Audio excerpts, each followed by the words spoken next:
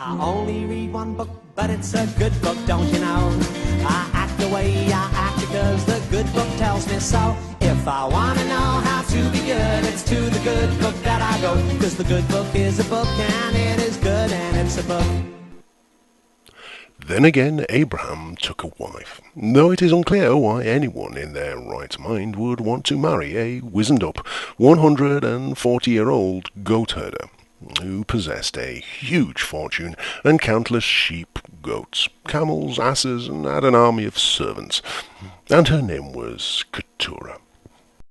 And she bare him Zimran, and Jokshan, and Midian, and Ishbak, and Shor. And the Lord was satisfied that the word "and" had been used to its fullest extent in this verse, and no opportunity had been spared to use this coordinating conjunction, as had been done in previous chapters.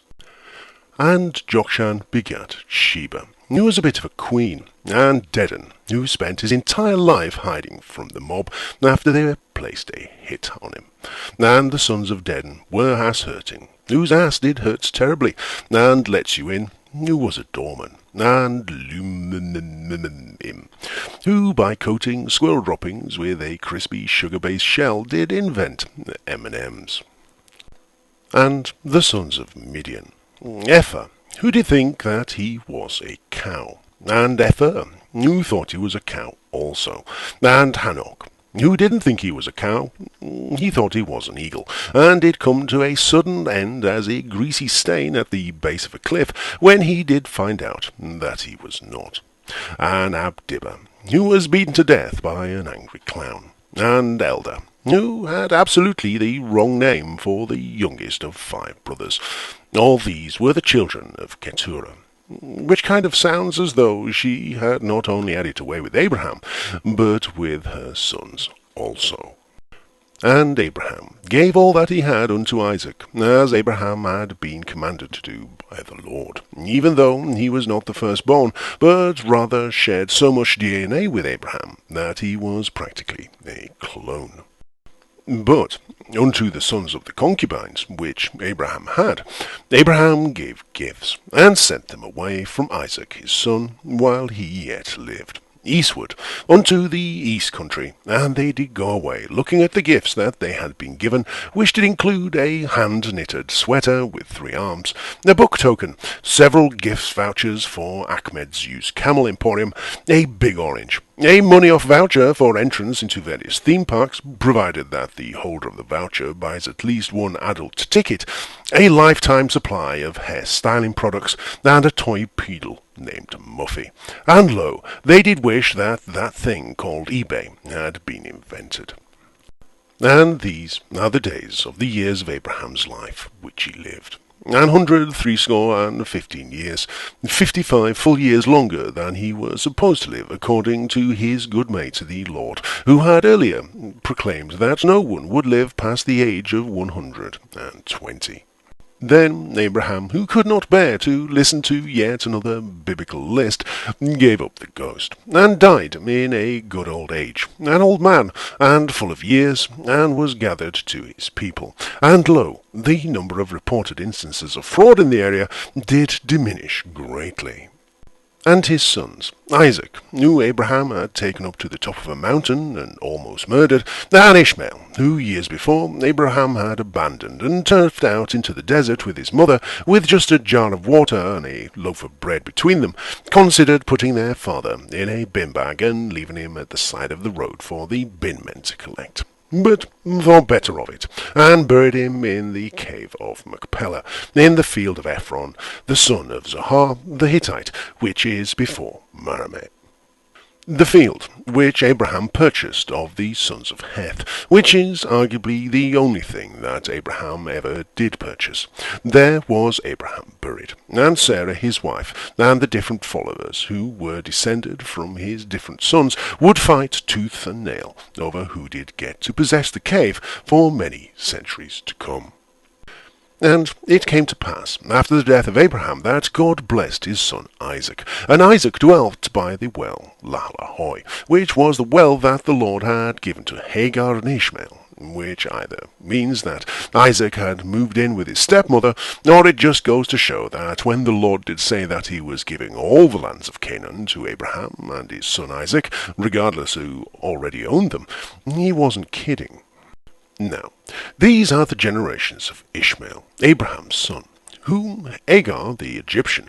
Sarah's handmaid, who many who will come to read this narrative in its original form will come to believe is also Keturah, bare unto Abraham. And these are the names of the sons of Ishmael, by their names according to their generations. And as Ishmael was the father of all those nations who would one day be known as the Islamic world, he did have a pile of them, for even back then he was plotting a stealth jihad takeover of Europe. The firstborn of Ishmael, Nebajoth, did own a small supermarket that was always open, and Kedar, who did trade in second-hand sheep and goats, and would one day, after many generations, have a descendant who would suffer symptoms that did resemble something that would later come to be known as epilepsy, and would one day go into a cave and be told by the Lord to write a book, even though he would not know how to write. And Abdiel, who did grow a scary beard and was well known throughout the land for looking evil and menacing, but did like to hear stories about puppies and kittens, and Mibsam, who did absolutely fuck all worth mentioning,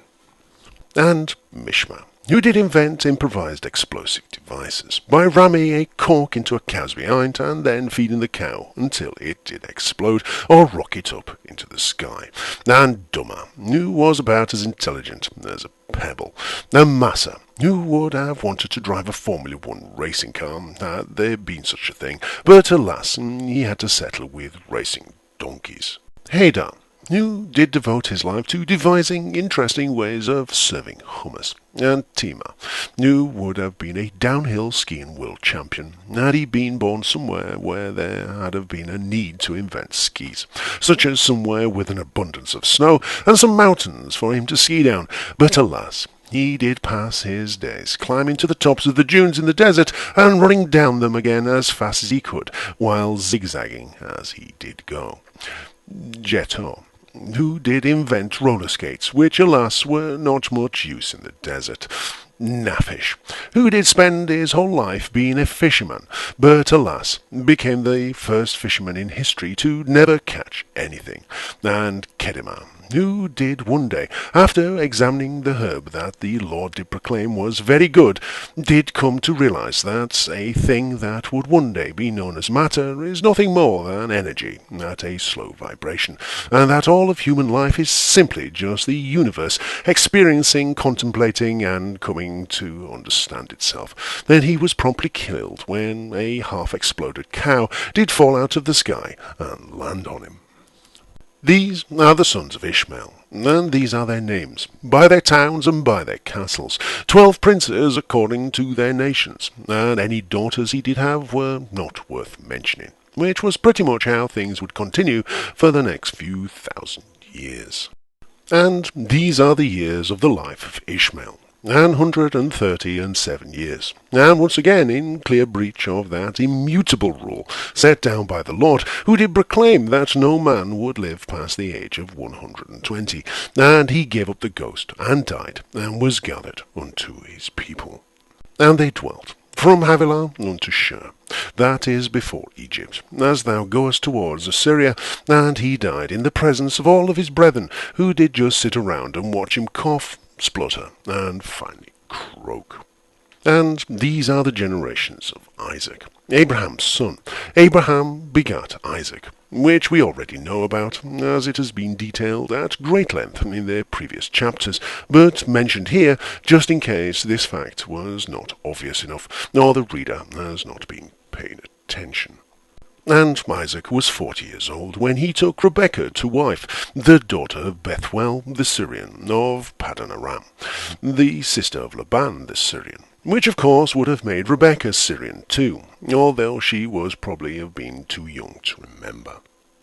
And Isaac entreated the Lord for his wife, because she was barren, which seemed to be a particular problem that the women in Isaac's family did have, mainly because they did marry very close relatives. However, in the case of Rebekah, it could have been because Isaac was banging on the shop door several hours before the shop did open,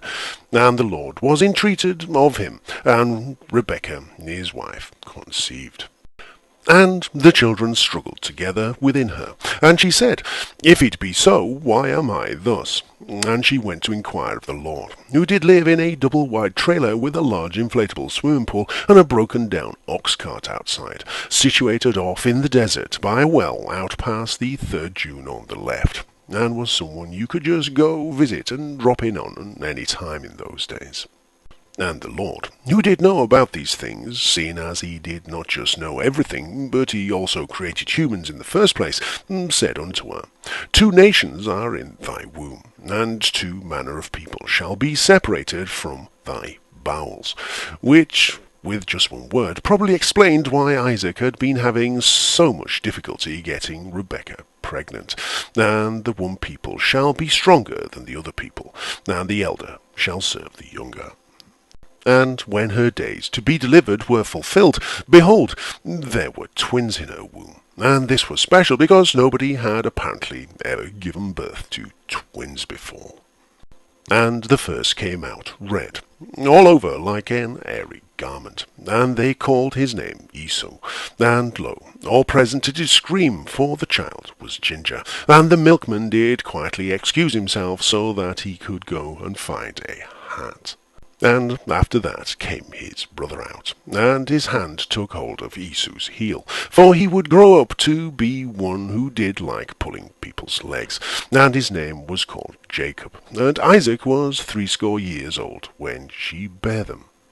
And the boys grew, and Esau was a cunning hunter, a man of the field, but as we will be seeing, not exactly the sharpest arrow in the quiver when it did come to everything else. And Jacob was a plain man, dwelling in tents, a bit of a nerd who did not go out much, but did apparently read quite a lot.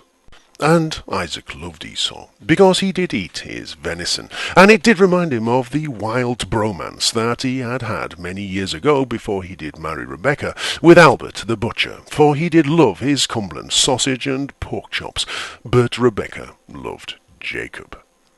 And Jacob sought pottage, which was a strange turn of phrase to use, and did give the reader the impression that Jacob did commit an unspeakable act with a bowl of lentil soup, presumably because apple pie had not yet been invented. And Esau came from the field, and he was faint, for it can be assumed that although he was a cunning hunter, he had not managed to catch anything that it was possible to eat. And Esau said to Jacob, Feed me, I pray thee, with that same red pottage, for I am faint. And lo, there was an awkward moment, when Jacob did look, and point unto his pottage, and say, What, this pottage here? Are you sure? And Esau did ask Jacob what other pottage there was. Therefore was his name called Edom, which apparently means red, which presumably in those days meant that he was a bit of a backward mountain man that would one day be known as a hillbilly.